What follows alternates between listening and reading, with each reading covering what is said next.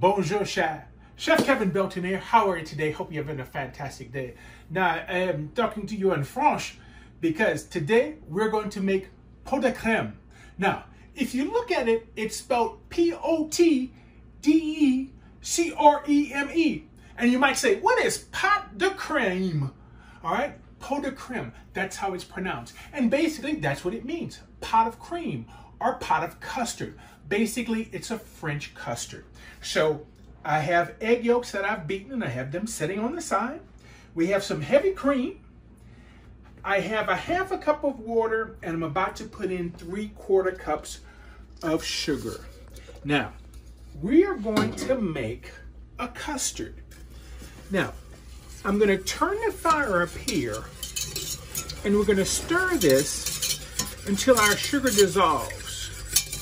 Once we get our sugar dissolved, that's going to be the hard thing. We want to keep stirring it.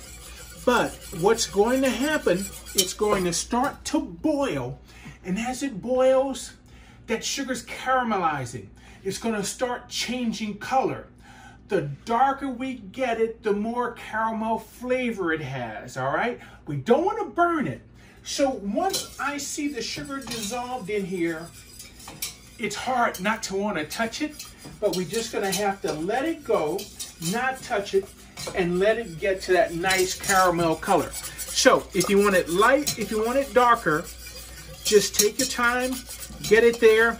But this is going to take anywhere from about 5 to 10 minutes. But you can see our sugar has totally dissolved now. Now I just have to let it come to a boil and not stir it and let it do its thing. It's finally starting to change colors. That means it's starting to caramelize. It has changed colors. It is nice and dark, and this is where we have to be careful. Now, this is where you have to be careful, gang. This cream, see how it sizzles? Be very careful with that. I'm getting a little cream in at a time. Be very, very, very careful. Very careful. Okay, let's get all of this cream in. Now I'm going to put this back over the fire, over a medium heat. See that color?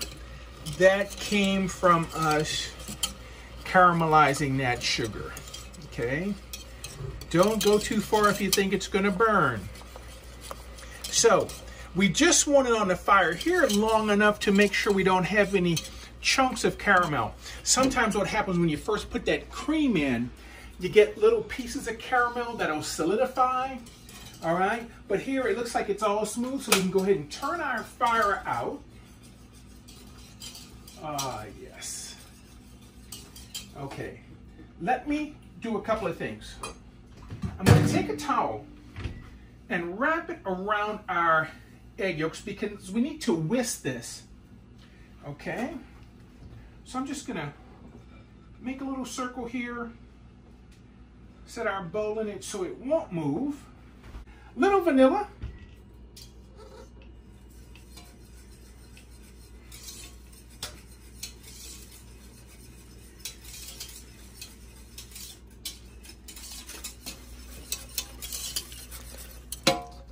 Now, you can see how hot this is. What we want to do, we want to slowly pour this into the eggs while whisking, okay?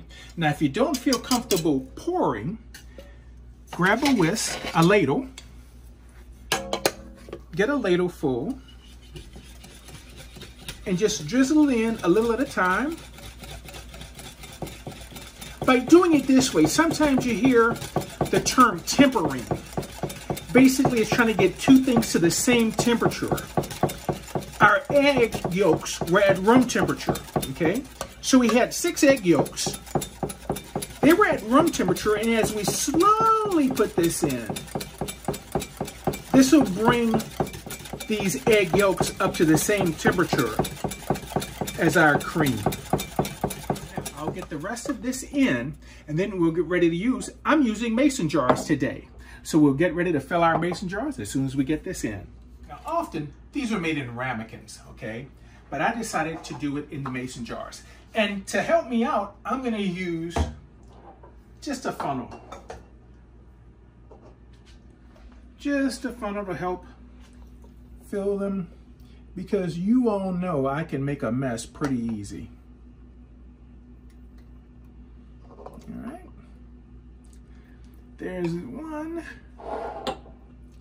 Let's go to the next one. And you see I'm using different sizes.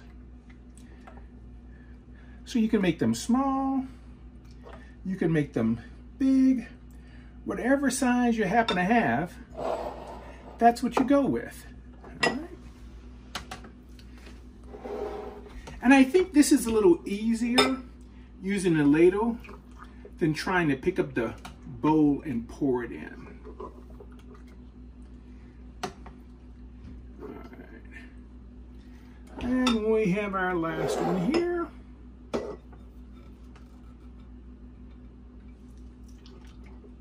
Now I have the oven preheating at 325 degrees, okay? And you may notice it's like, well, Kev, what are you doing with that teapot on? I'll show you what the kettle is on for, okay? Now, I'm setting this in a pan, all right? And what we have to do, we have to create a bain-marie. That's a water bath, okay? Basically, so our custard won't burn, we're going to put hot water into our pan, and this helps the custard not to burn as it bakes, okay? So let's get our water in, and I just like to go ahead and get the water hot and putting it in. We don't need too much, but you can see how it comes up the sides, and it protects the bottom. So we're going to put these on the middle rack in the oven, and they're going to bake anywhere from 30 to 40 minutes. The middle may still be a little jiggly, but they'll set. So I can't wait to show you these after they come out of the oven. Guys, they look so good. Now I've just taken them out of the water bath, and I've put them on a rack because now they have to cool, okay? And I don't know if you can see it anymore. If you shake it, it gets a little, there's a little bit of a quiver right in the middle. It's just a slight quiver. You really can't see it, all right? But I'm gonna hit it with a little tiny bit of flaky sea salt, just on the top, because that saltiness with the sweetness, oh, it'll just be so nice. Just a little touch on top. So now I'm gonna go ahead and let these cool, and once they cool a little more, I'll go ahead and put them in the refrigerator so they can totally chill, because it's best to serve these once they get totally chill. Matter of fact, I tell you what, this looks so great, good. Might even put a little whipped cream on top. Try this recipe. I think you're really, really gonna like it. Thank you for cooking with me today. Stay safe, keep washing those hands, keep that family safe.